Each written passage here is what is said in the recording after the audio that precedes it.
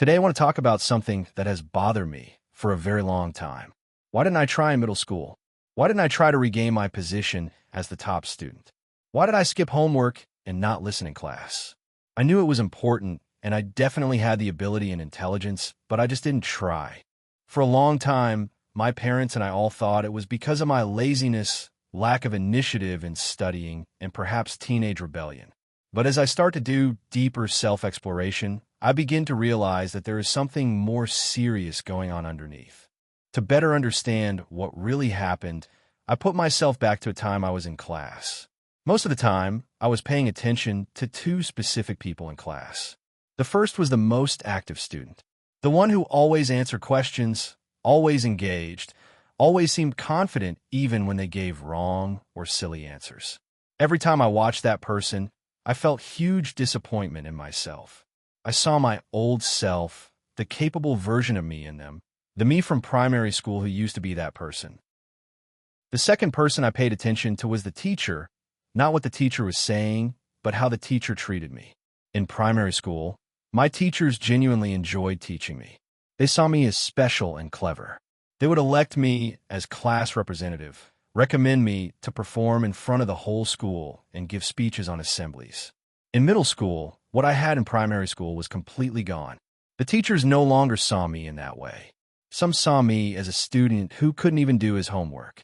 Some saw me as someone who just wouldn't focus in class. And some saw me as a student who wouldn't go far in life. Every time I looked at the teachers, I was reminded of everything I lost. I used to be someone, and now I'm not. When I started to space out in class, skip homework, and lie to my parents said I didn't care about my studies and I had no interest in studying. I actually cared enormously deep down in myself. When I skipped homework, I didn't feel any sense of relief. I felt terrible. I was constantly disappointed in myself. I hated the fact that I wasn't trying when I knew so well I had the ability. I developed self-hatred, but this hatred didn't make me more determined to try harder and improve. It only made me feel worse. And feeling worse made trying feel ever harder, which then led to more skipping homework, more lying, and more disappointment. Most importantly, more self-hatred. If I hate myself, shouldn't I find ways to improve so I can like myself? This is something I find very illogical of me. I went back to AI and further explore myself. I want to find out why my self-hatred failed to motivate me to change. I did find something, and this is something I had never thought about before. While I was skipping homework, spacing out, staying at the bottom pile of the class, I was holding on to something. A quiet belief that I never fully examined until now. The belief that I was doing badly only because I hadn't tried. Not because I wasn't capable. Not because the clever, thriving version of me was gone. But simply because I hadn't put in the effort yet. As soon as I did, I could turn everything around. I could be as good as my peers, or even exceed my peers. I could be back at the top. That belief sounds like hope. But looking back now, I think it was something more complicated than hope. It was more like an illusion that I used to protect myself. Because as long as I believed my failure was about effort rather than ability, the capable version of me remained intact. But underneath that belief, and I agree what the AI analyzed, was a fear. The fear is that what if I tried, as in putting in all the effort, really go all out and do everything right, and still failed? What would that mean? It would mean the capable version of me wasn't just hiding. It would mean he was gone. That without the praise, without being in the right environment, without everything going perfectly, I really was nothing.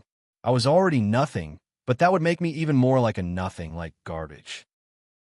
That would be like a verdict that I could not possibly face. But still, I am confused. There are plenty examples that can prove I do have the ability. For instance, I once scored 20% on a maths exam, then I turned it into 96% on the Resit, the highest score among my year group. In my entire student life, I don't recall coming across any topic that I could not understand after putting in the effort.